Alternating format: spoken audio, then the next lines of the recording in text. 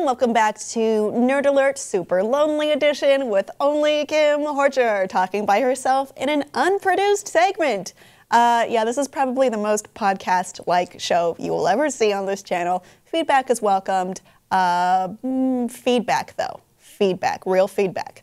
So what I want to talk to you about as we wait for Comic-Con to come around, by the time this gets posted, Comic-Con will probably be in full effect, is the Comic-Con exclusive toys. I think I just said Comic-Con 5 times in one sentence. I'm sorry. As I said, not produced, talking off the cuff. So this is a great time for toy collectors. Exclusives are a big deal at San Diego Comic-Con. They're people who are looking for something unique and special and not one of a kind, but maybe one of 200 of a kind. And it's a difficult thing. Don't ever ask anyone to just real quick pick you up something on preview night. That is impossible. There will be tramplings and there will be blood. The exclusive toys are something that I'm of two minds about. On one hand, it is back to the heart of Comic-Con. I mean, collectors are, they're looking for something cool in their collection that's probably, a little weird, very specific, based on something they love, and they want that not one of a kind, they want that rare and unique item in their collection.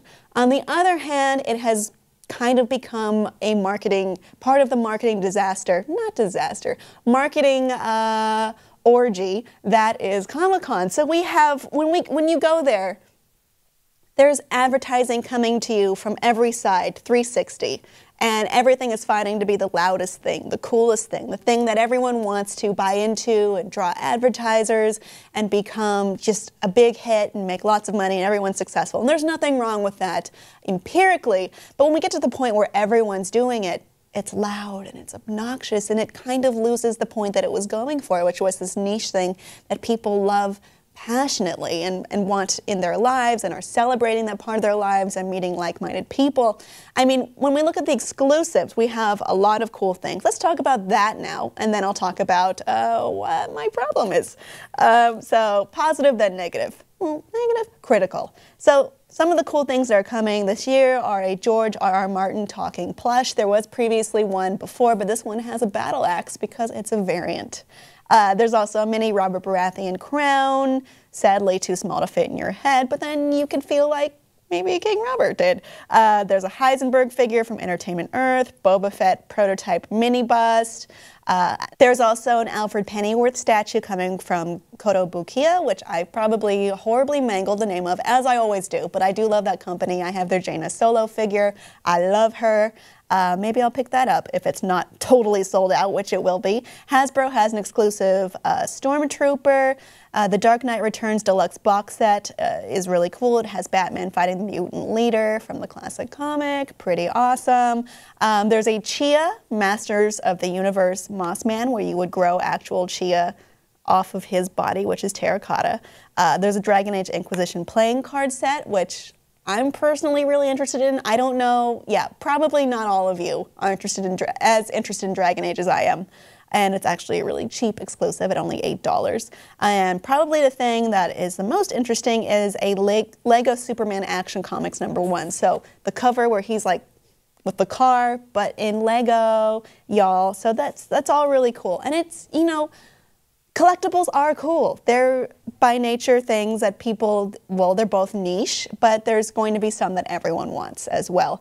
And this is good and bad, as I said. I mean, it's cool when you make the discovery and you get the item, but a lot of the time it's not going to be a collector picking up the item.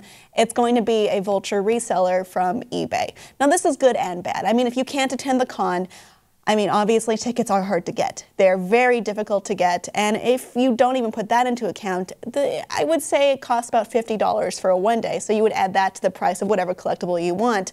On eBay, sometimes that makes sense. Other times, you see people going in and buying up all the things so they can turn a big profit on eBay, which, again, business and enterprise is not a bad thing, but when you're taking things that are supposed to be a symbol of passion and love and fandom and what this is all about and just turning it into your own personal market, I can't agree with that. It sucks. I mean, this has happened to me several times before where I've been willing to spend a lot of money on exclusive collectibles and finding they were all sold out and on eBay for double, triple the price. That really made me angry, where I could have gotten it from the company itself for its whatever selling point it had. There is definitely a market for people buying up all the exclusives and reselling them. There's also a market for people standing in line to buy the exclusives for you, the ones that are in the booths on the floor. Sometimes the wait lines are maybe 10 hours. Yeah, it's insane. I've waited hours for a panel before, didn't get the panel, had to go to the one two after because of people camping out. You can also obviously pay people to wait in line for panels for you, which, I mean, honestly, I probably would. If I were dying to get into Hall H, I probably would. I don't want to sleep on the lawn overnight in San Diego, surrounded by a lot of people, a lot of other bodies around me. Maybe that's just who I am. I'm not crazy about camping with strangers in the urban area at all. And it's push and pull with me. I'm not really sure if I feel that this is the greatest expression of fandom or the worst degradation of fandom. What do you think, audience? Let me know below in the comments, and please be sure to subscribe for more. And of course, this week we are shooting at Comic-Con. Come say hi.